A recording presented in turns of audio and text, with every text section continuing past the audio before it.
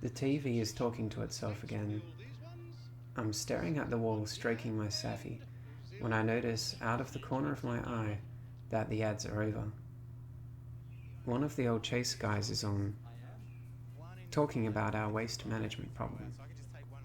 It seems he thinks the solution is chasing shoppers in the car park to bring them to account. Saffy starts snoring. The following day, I drag my weary bones to the back garden, fill my plastic spray bucket with water, as it occurs to me that plastic is everywhere in our lives, and probably will be a defining feature of our civilization should anyone bother to look after we've disappeared into the void. I get a notification and reach into my pocket to scroll through digital friends, discuss the merits of last night's show, and how we should all probably go minimalist or something. I feel a heat rise in my temples as my brow begins to furrow and my jaw moves into a frown. What rubbish. I resist the temptation to criticize my digital friends on social media, as I've learned through bitter past experience, it tends to offend delicate sensibilities. Not very nice. Perhaps to ward off the internal dialogue and rabbit hole of Google searches, I put on the harness that Saffy hates and head out for a walk in the lovely, crisp morning air.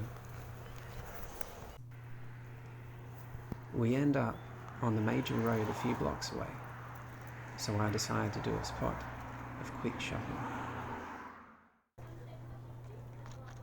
After tethering the hound, I go inside the supermarket and have my suspicions confirmed. Nearly everything in the store is wrapped in plastic, despite the astonishing reform by the government to put an end to plastic bags once and for all. I begin to have an issue that I still haven't fully resolved, namely, where do I put my individual potatoes when I've forgotten to bring one of my numerous canvas shopping bags from home? Some days later, I'm doing my usual reading over breakfast when I come across a curious passage. The passage is about an artist who takes the plastic which is unceremoniously dumped in our oceans and, like mystic alchemy of yore, turns it into high art, furniture fit for the Guggenheim, or in this case, the National Gallery of Victoria. One such environmentally conscious artist manufactures plastics into tables. An art critic further informs me that progressive companies like Adidas are mining the ocean plastic, using it to create $300 high street sneakers of the latest enviable fashion. I look down from the table to cast a glance at my besocked foot. Drifting into reverie, I imagine ocean trawlers in the Pacific picking plastic from the waves, and from there to become boutique $300 shoes and prohibitively expensive designer furniture.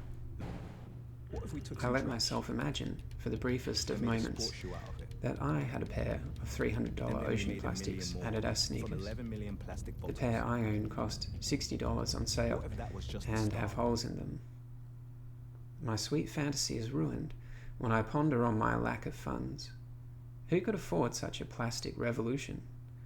Are these people for real? After finishing my reading, a model comes and begins to form in my mind of how such a plastic revolution might operate. Conveniently, the model is a circular one, like the symbol of that other failed capitalist revolution, recycling. First, you have production.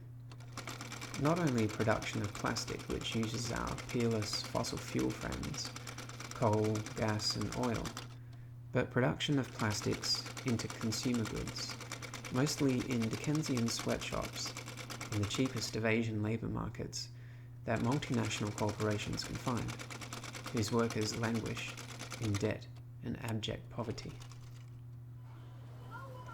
Then comes the familiar trip to the shops with Mum, Dad and the kiddies, like moths to the bright flaming promise of brands whose images we are visually saturated with on a daily basis until our assailant becomes our trusted friend. I'm referring to market distribution. we, the consumers, cough up our hard-earned to the shopkeeping pets of the capitalists, who are funneled Scrooge McDuck levels of cash for selling us hugely marked up prices for plastic trinkets. We sophisticated first world, 21st century peasants benefit from this arrangement because our masters lifted our yoke of Dickensian factory hell, of child labour and gruel, and in their infinite benevolence placed it upon the citizens of the third world who are ruthlessly exploited so that we might score some bargains on the high street. Finally, we are sold ideology. Ideology for our purposes just means turning on the TV, or more likely the one in your hands, and absorbing the honeyed words dripping from thence. The language of green politics means industry can mine a cheap resource, such as ocean plastics, and look progressive in the process, alleviating our guilt as consumers who participate in the whole mess by buying this stuff. On reflection, I think the system is working perfectly for capitalism.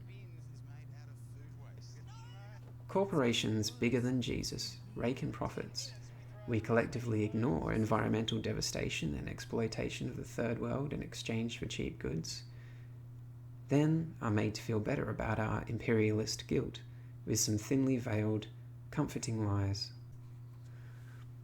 These lies often take the form of individualized solutions to a global problem, like being an ethical shopper.